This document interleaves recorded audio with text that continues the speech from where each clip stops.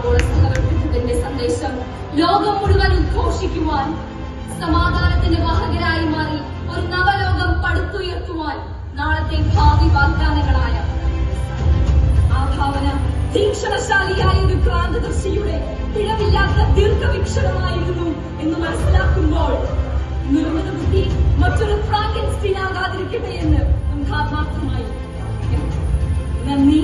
നമസ്കാരം.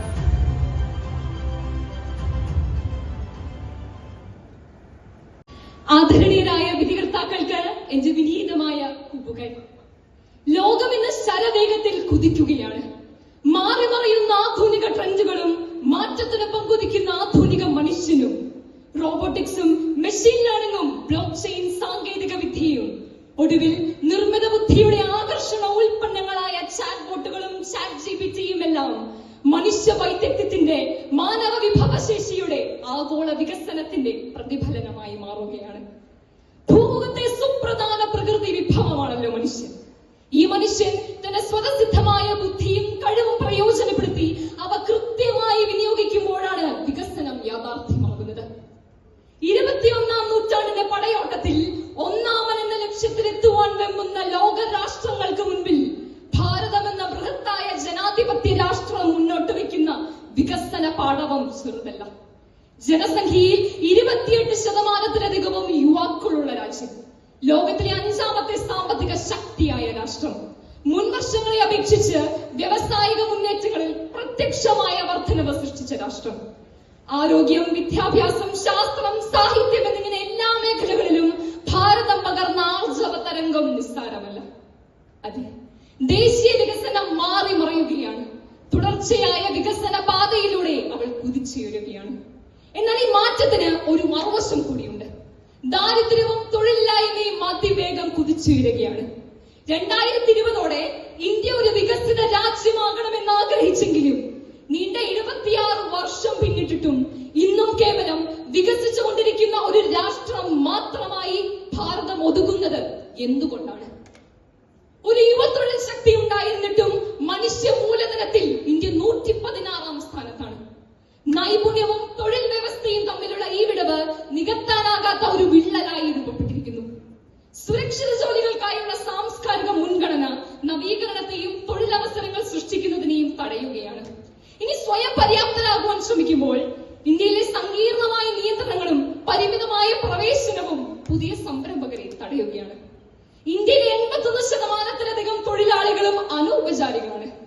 IT, ITS തുടങ്ങിയ മേഖലകൾക്ക് അമിതമായ പ്രാധാന്യം കൊടുത്തുകൊണ്ട് കൃഷി, ഹരിതോർജം തുടങ്ങിയ മറ്റു മേഖലകളെ കാലാതീതമായി ചവിട്ടിത്താഴ്ത്തുകയാണ്. വെറും 25% താഴെയാണ് രാജ്യ സമ്പദ്ഘടനയിൽ സ്ത്രീ ശക്തിയുടെ പങ്ക്. ഇതിനെല്ലാം പുറമെ ദേശീയ വികസനത്തിന് കോട്ടം സൃഷ്ടിച്ചുകൊണ്ട് ഇന്ത്യയിലെ യുവാക്കൾ തൊഴിലന്വേഷകരായി വിദേശ രാജ്യങ്ങളിലേക്ക് കുടിയേറുന്നത് ആധുനിക നൂതന പ്രവണതയായി മാറിയിരിക്കുകയാണ്. ഈ മാറ്റം വരും കാലങ്ങളിൽ ദേശീയ വികസനത്തിന് വിനയായി തീരുമെന്നതും സംശയിക്കേണ്ടിയിരിക്കുന്നു. മനുഷ്യന്റെ വിഭവശേഷിയെ കൃത്യമായും വ്യക്തമായും ഉപയോഗിക്കുകയും അവന്റെ കഴിവുകളെയും ഉൽപ്പന്നങ്ങളെയും മെച്ചപ്പെടുത്തി ഇന്ത്യയിൽ പിന്നോക്കം നിൽക്കുന്ന മേഖലകളെ വിവേചിച്ചറിഞ്ഞ് ആ മേഖലകളിൽ മാറ്റം സൃഷ്ടിക്കുകയും ചെയ്താൽ ഭാരതം ലോകം ഉറ്റുനോക്കുന്ന വിശ്വഗുരുവാകുമെന്നതിനും സംശയമില്ല. ഇന്ത്യയുടെ സ്വപുത്രനായ ഡോക്ടർ APJ അബ്ദുൽ കലാം സൂചിപ്പിച്ചതുപോലെ എനിക്കിത് ചെയ്യുവാൻ കഴിയും, നിങ്ങൾക്കിത് ചെയ്യുവാൻ കഴിയും, ഇന്ത്യക്കിത് ചെയ്യുവാൻ കഴിയുമെന്ന ഇച്ഛാശക്തിയോടെ 540 ദശലക്ഷം യുവജനങ്ങൾ പ്രവർത്തിക്കുകയാണെങ്കിൽ ഒരു വികസിത രാജ്യമായി തീരുന്നതിൽ നിന്നും ഇന്ത്യയെ തടയുവാൻ യാതൊരു ശക്തിക്കും കഴിയുകയില്ല. നന്ദി, നമസ്കാരം.